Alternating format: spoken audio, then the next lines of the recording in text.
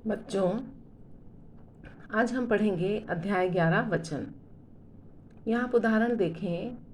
संतरा खट्टा है, संतरे खट्टे हैं। अंतर देखें दोनों वाक्यों में पढ़ करके। नदी बहती है, नदियाँ बहती हैं। लड़की नाच रही है, लड़कियाँ नाच रही हैं। घोड़ा दौड़ रहा है, घोड़े दौड़ रहे हैं। तो उसमें संतरा, नदी, लड़की, घोड़ा, ये तो क्या होता है कि अपने एक होने का बोध करा रहे हैं। ठीक है, ये शब्द।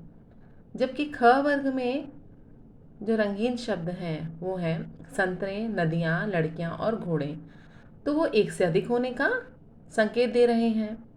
तो अतः हम इस बात को कह सकते हैं कि शब्द के जिस रूप से उसके एक या एक से अधिक होने का ज्ञान होता है उसे हम वचन कहते हैं। ठीक है ना। शब्द के जिस रूप से हमें ये पता चल रहा है कि वो एक है, शब्द एक है तो वो एक वचन हुआ। जहाँ ये पता चल रहा है कि ये शब्द बहुवचन है तो वहाँ पर ये बहुवचन। तो पहले तो हमें जानना है कि वचन क्या है। तो वचन की परिभाषा क्या आई सामने कि शब्द के जिस रूप से उसके एक या एक से अधिक होने का ज्ञान होता है उसे हम वचन कहते हैं। अब वचन के कितने भेद होते हैं? तो वचन के दो भेद होते हैं, एक वचन और बहुवचन। एक वचन क्या है? तो शब्द के जिस रूप से उसके संख्या में एक होने का बोध होता है वह एक वचन कहलाता है। जैसे नदी, चिड़िया, केला, मेज, और हमने ऊपर उदाहरणों में देखा संतरा, नदी, लड़की, घोड़ा। तो ये क्या, किस बात का हमें पता चल रहा है कि संख्या में एक है। शब्द का जो हमने रूप देखा उसे हमें क्या पता चला कि संख्या में एक है, इसलिए ये क्या है? एक वचन है। बहुवचन के शब्द के जिस रूप से उसके एक या एक से अधिक होने का बोध होता है उसे हम बहुवचन कहते हैं। जैसे नदियाँ, चिड़ियाँ, केले, मेज़ें आदि। और जैसे संतरे, हमने लड़कियाँ, घोड़े, तो इससे क्या पता चला कि ये एक से अधिक है, इसलिए ये बहुवचन है। ठीक है, तो क्लियर हुआ कि सबसे पहले हमने ये जाना कि वचन किसे कहते हैं। तो शब्द के जिस रूप से उसके एक या एक से अधिक होने का बोध होता है उसे हम वचन कहते हैं। फिर वचन के भेद, तो वचन के दो भेद होते हैं, एक वचन और बहुवचन। तो शब्द के जिस रूप से उसका एक होने का बोध होता है उसकी संख्या के एक वचन है। शब्द के जिस रूप से उसके एक से अधिक होने का बोध होता है वो बहुवचन है। अब वचन की पहचान कैसे होती है? तो वचन की पहचान किस प्रकार से होती है? वचन की पहचान होती है मुख्य रूप से दो प्रकार से होती है। संज्ञा या सर्वनाम शब्दों के द्वारा। ठीक है ना, कि संज्ञा या सर्वनाम शब्द किसी व्यक्ति, वस्तु या द्रव्य के एक या एक से अधिक होने का बोध ज्ञान कराते हैं। तो संज्ञा और सर्वनाम शब्द से, जैसे महिला पूजा कर रही है, तो ये संज्ञा है महिला, तो वो एक वचन है ना। और बहुवचन में क्या होगा? महिलाएं हो जाएगा।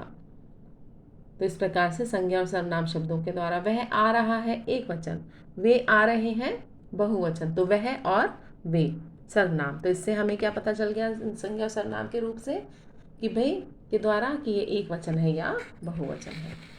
दूसरा क्रियापद द्वारा, है ना। अब जैसे कि उदाहरण है, उसका मित्र आया है तो एक वचन, उसके मित्र आए हैं तो आए हैं क्रिया, तो उससे ये बहुवचन है। राम की परीक्षा शुरू होने वाली है, तो होने वाली है, तो वाली है से एक वचन। राम की नहीं, परीक्षा से, है ना, परीक्षा से पता चल जाएगा, लेकिन ये तो कह रहा है कि क्रियापद से, ये उदाहरण गलत है।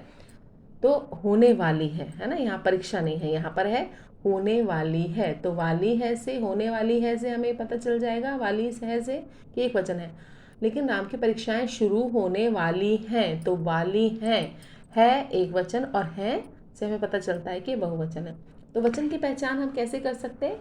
संज्ञा या सर्वनाम शब्दों के द्वारा, और दूसरा है क्रियापद द्वारा। ठीक है। अब एक वचन के स्थान पर बहुवचन का प्रयोग किस प्रकार से होगा? जब हम किसी व्यक्ति के प्रति आदर या सम्मान का भाव प्रकट करते हैं तो एक वचन के स्थान पर बहुवचन का प्रयोग किया जाता है ना। आदर सूचक शब्दों के लिए, सम्मान प्रकट करने के लिए, का भाव प्रकट करने के लिए एक वचन के स्थान पर बहुवचन का प्रयोग। जैसे महात्मा गांधी ने अहिंसा और सत्याग्रह जैसे अमोघ अस्त्र दिए हैं। ठीक है ना, महात्मा गांधी हमारे देश के राष्ट्रपिता हैं, तो ये आदर सूचक हो गया। मेरे दादाजी मुंबई गए हैं, है ना, तो मेरा दादाजी मुंबई गया है, ऐसा भी हो सकता है, लेकिन आदर देने के लिए, दादाजी बड़े हैं, आदर और सम्मान का भाव उसको प्रकट करने के लिए मेरे दादाजी मुंबई गए हैं, एक वचन होते हुए भी बहुवचन में इसका प्रयोग किया जाता है। अपना बड़प्पन दिखाने के लिए कुछ लोग मैं के स्थान पर हम का प्रयोग है ना करते हैं। तुम कहाँ जा रही हो, तो मंत्री जी बोले हम इसे मामले पर है ना, तुम कहाँ जा रही हो, तू कहाँ जा रही है नहीं, तुम कहाँ जा रही हो, आधार सूचक। फिर जैसे कि क्या होता है, मैं के स्थान पर हम का प्रयोग होता है, हम खाना खाएंगे, हम घूमने जा रहे हैं, एक वचन है लेकिन वहाँ पर बहुवचन हम। मैं के स्थान पर मैं घूमने जा रहा हूँ के स्थान पर बहुत से लोग बोलते हैं ना हम घूमने जा रहे हैं, एक व्यक्ति मैं एक होते हुए भी बहुवचन में उसका प्रयोग किया जाता है, तो बड़प्पन दिखाने के लिए। बहुवचन के लिए एक वचन का प्रयोग, तो बहुवचन के लिए कई बार क्या होता है, कुछ अन्य जातिवाचक शब्दों का प्रयोग एक वचन की भांति किया जाता है पर वे बहुवचन का बोध कराते हैं। जैसे नागपुर का संतरा मीठा होता है, तो भाई यहाँ एक संतरे की बात नहीं हो रही है ना, तो ये है तो संतरा एक वचन, लेकिन ये तो जातिवाचक शब्द है ना संतरा, तो एक वचन की भांति प्रयोग होता है लेकिन वो बहुवचन का बोध कराता है। इलाहाबाद का अमरूद प्रसिद्ध है, एक अमरूद तो नहीं है ना यहाँ पर, अमरूद एक अमरूद जो है वो उस पूरे जाति का बोध करा रहा है, ठीक है ना। तो ये एक शब्द कई बार एक वचन की भांति होते हुए बहुवचन का बोध हो कराते हैं। टिड्डी दल उड़ रहा है, तो टिड्डी दल आ गया ना, तो इसका मतलब समूहवाची शब्दों का प्रयोग जो है वो एक वचन में ही किया जाता है। समूहवाची में हालांकि बहुवचन होना चाहिए लेकिन वो एक वचन की तरह उसका प्रयोग होता है। आज मंडली ने मंदिर में सुंदर भजन गाया, तो आज मंडली ने सुंदर भजन, क्योंकि मंडली में एक नहीं होता, मंडली में अनेक लोग होते हैं, तो मंडली अनेक लोगों से मिलकर बनती है, लेकिन उसका प्रयोग क्या होता है, समूहवाचक शब्दों का प्रयोग एक वचन में किया जाता है, ठीक है ना। तो ये बात ध्यान देने वाली बातें हैं आपकी।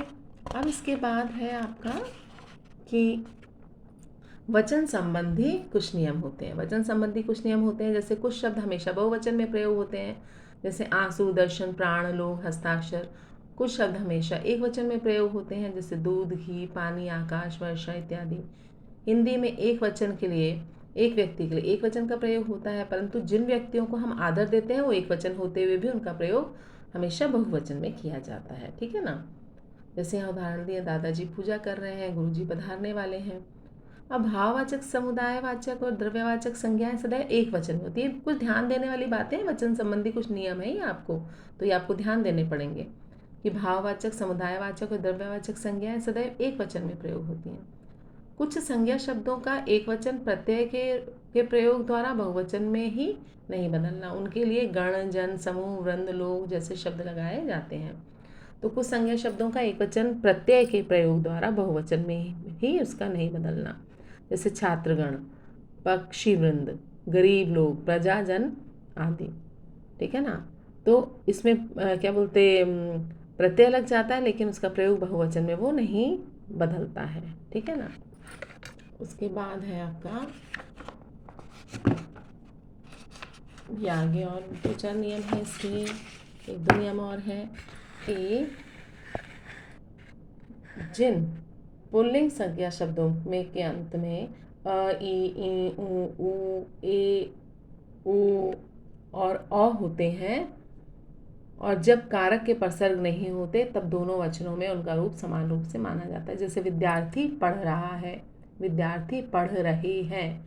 तो जिन पुल्लिंग संज्ञा शब्दों के अंत में अ, ई, उ, ए, ओ और होते हैं तो, और जब कारक के प्रसर्ग नहीं होते, समझ में आया ना, तो वहाँ पर दोनों वचनों में उसका रूप समान रूप से, तब दोनों वचनों में उनका रूप समान होता है। जैसे विद्यार्थी तो यहाँ क्रिया से पहचाना जाता है, ठीक है ना।